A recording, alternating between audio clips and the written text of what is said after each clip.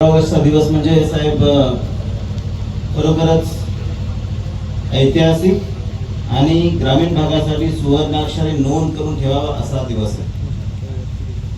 आज जो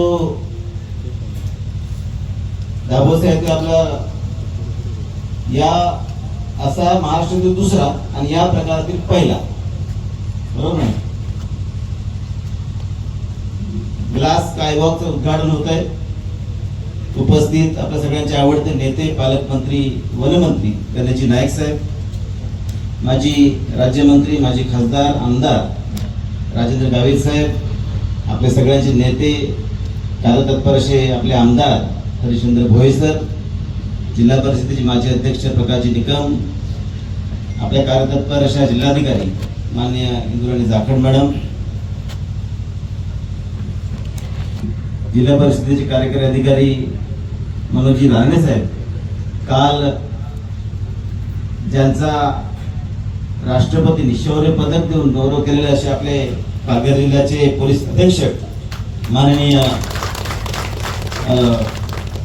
एस.टी. देशमुख साहेब, ज्यांच्या माध्यमातून हा स्कायवॉक उभारला गेला आहे, असे किनी साहेब, प्रांत अपूर्वा बासून मॅडम, या गावच्या सरपंच योगिता माडी, व्यासपीठावर उपस्थित सर्व मान्यवर, सर्व उपस्थित मान्यवर बंधू भगिनी, पत्रकार बंधू भगिनी,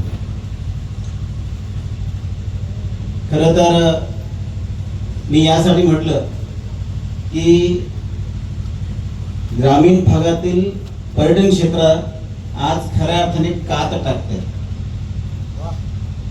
याचं कारण असं आहे की जनरल सोयी सुविधा आपण सगळीकडे बघत असतो, परंतु इथे चढल्यानंतर मी जिल्हाधिकारी मॅडमने सांगितलं की इथे आल्यानंतर एक जसं बांद्रा स्विमिंग पूल बनवलेला आहे त्या प्रकारचा फील होतोय. आणि म्हणून अशा प्रकारचं जे अपग्रेड होत आहे, आता पर्यटन क्षेत्र आपलं अपग्रेड होत आहे ग्रामीण भागामध्ये, त्यासाठी आपल्या खऱ्या अर्थाने एक वेगळी चालना मिळणार आहे. आणि म्हणून आजचा दिवस हा खरोखरच ग्रामीण भागासाठी एक वेगळा आहे. येताना नाईक साहेबांना मी कासटवाडीतली ते आपले स्टँड पोस्ट आहे ते सुद्धा दाखवले. ते सुद्धा एक वेगळ्या प्रकारचं थ्रिलिंग असं एक पर्यटन निर्माण होणार आहे. येणारा नाशिक येथील कुंभमेळा आहे आणि त्यामुळे त्याला नाशिक जिल्ह्याला जोडूनच आपला पालघर जिल्हा आहे.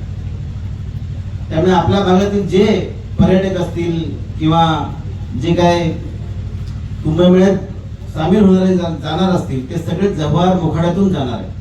आणि त्यामुळे ज्या पद्धतीने आता मगाशी जिल्हाधिकारी मॅडम बोलल्या की 8 पॉईंटचं जे काय टुरिझम सर्किट बनवलेलं आहे, आपण बघतोय की जसा दाभोळचा फॉल आहे त्याप्रमाणेच हिरडपडा आहे, त्याप्रमाणेच काळमांडवी आहे, भूपतगड आहे, जव्हारचा राजवाडा आहे, सनसेट पॉइंट आहे, हनुमान पॉइंट आहे, शिरपामाळ आहे. अनेक आपल्याला जे काय पर्यटनासाठी ज्या काय गोष्टी उपलब्ध आहेत त्या अपग्रेड करणं अतिशय गरजेचं आहे. मी सुद्धा ज्यावेळेस मला संधी मिळाली होती पार्लमेंटमध्ये त्यावेळेस पर्यटनावर मी खास भाषण केलं होतं. त्यामध्ये दाभोळचा फॉल आणि बाकी सगळ्या गोष्टींचा मी मुद्दाम उल्लेख केला होता. कारण ज्या पद्धतीने आता हा स्कायवॉक इथे आपण निर्मित केलेला आहे, हा 2 कोटीचा आहे.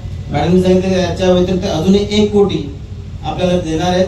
कारण यासाठीचे विविध जे काही सोयी सुविधा आहेत ते निर्माण होणं गरजेचं आहे.